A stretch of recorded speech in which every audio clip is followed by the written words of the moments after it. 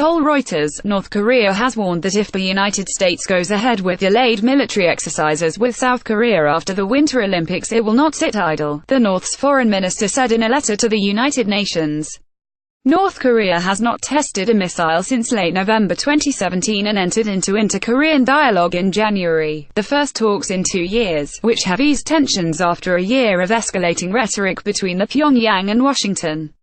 Whenever joint military exercises took place, the peace and security of the Korean peninsula were gravely threatened and the inter-Korean mistrust and confrontation reached the top, thus creating great difficulties and obstacles ahead of hard-won dialogues, North Korea's foreign minister Ri Yong-ho said in the letter published by the official North Korean news agency. "We will make every effort to improve inter-Korean relations in future, too, but never sit idle with regard to sinister act of throwing a wet blanket over our efforts." The United States and South Korea have agreed to push back a routine early-year joint military drill until after the South holds the Pyeongchang Winter Olympics and Paralympics. The Games begin next week and run until March 18. In the letter, Ri said the United States was misleading public opinion by claiming its pressure campaign, including their harshest sanctions, had brought about the inter-Korean talks, when the dramatic turning point was entirely thanks to North Korean leader Kim Jong Un. In a commentary on Friday, North Korea's state media said Washington was attempting to create a stage of confrontation at the Olympics by saying that inter-Korean talks and positive results that had stemmed from them could disappear after the Games. Asked to comment, a spokesman for the U.S. State Department, Mike Havey, said, "The United States and our allies and partners in the region have long conducted routine exercises to maintain readiness. These exercises ensure we are trained for combined joint operations." U.S.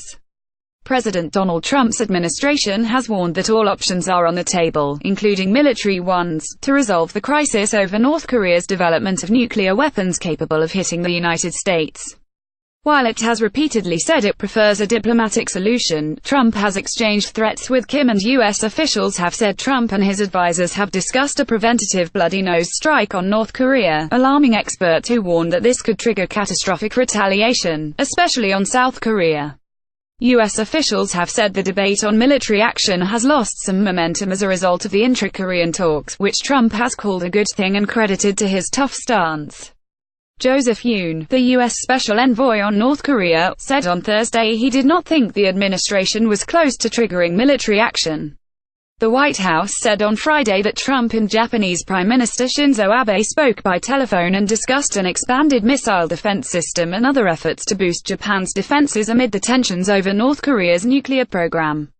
Trump also spoke to South Korean President Moon Jae-in about human rights in North Korea and trade between the United States and South Korea, the White House said. North Korea also criticized U.S. Vice President Mike Pence's pending visit to the Olympics, accusing Washington of halting improvements in inter-Korean relations. Last month, a White House official said Pence planned to use his attendance to try to counter Kim Jong Un's efforts to hijack the Games with a propaganda campaign. North Korea has agreed with South Korea to send a 230-strong cheering squad to the Winter Olympics, as well as an orchestra and taekwondo performance team. A joint cultural performance planned in a North Korean mountain resort was called off this week by Pyongyang, which blamed South Korean media for encouraging insulting public sentiment regarding the North. 22 North Korean athletes will compete in the Olympics, including 12 who will play in a unified women's ice hockey team.